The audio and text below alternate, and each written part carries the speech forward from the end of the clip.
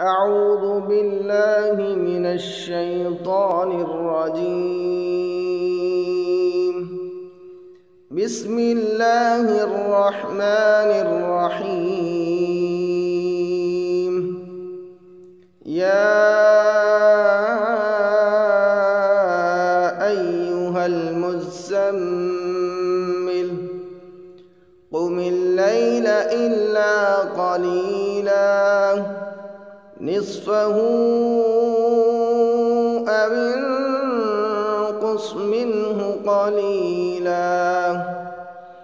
أو زد عليه ورتل القرآن ترتيلا إنا سنلقي عليك قولا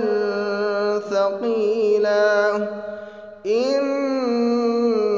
ناشئة الليل هي أشد وطئا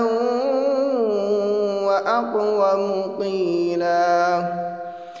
إن لك في النهار سبحا طويلا واذكر اسم ربك وتبتل إليه تبتيلا رب المشرق والمغرب لا إله إلا هو فاتخذه وكيلا واصبر على ما يقولون واهجرهم هجرا جميلا وذرني والمكذبين أولي النعمة ومهلهم قليلا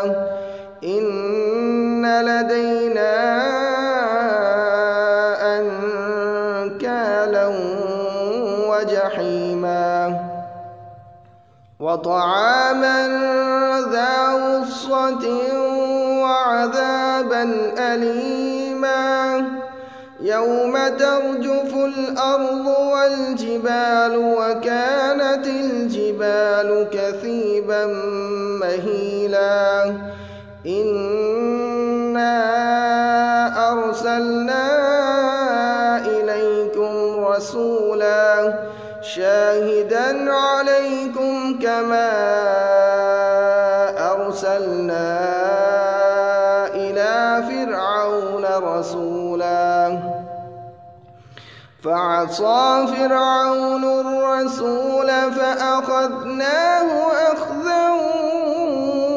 وبيلا فكيف تتقون إن كفرتم يوما يجعل البلدان شيبا السماء منفطر به كان وعده مفعولا إن هذه تذكرة فمن شاء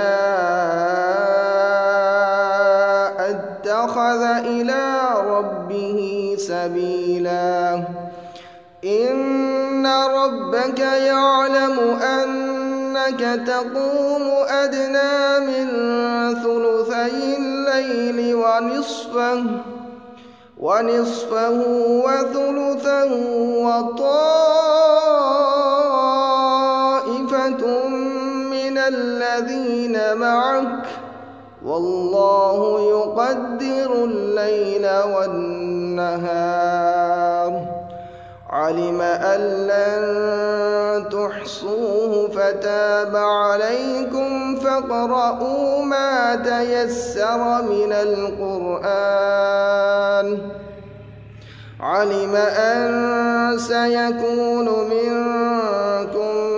مرضى وآخرون يضربون في الأرض يبتغون من فضل الله وآخرون يقاتلون في سبيل الله فاقرؤوا ما تيسر منه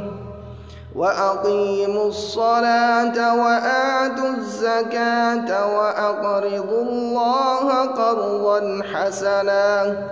وما تقدموا لأنفسكم من خير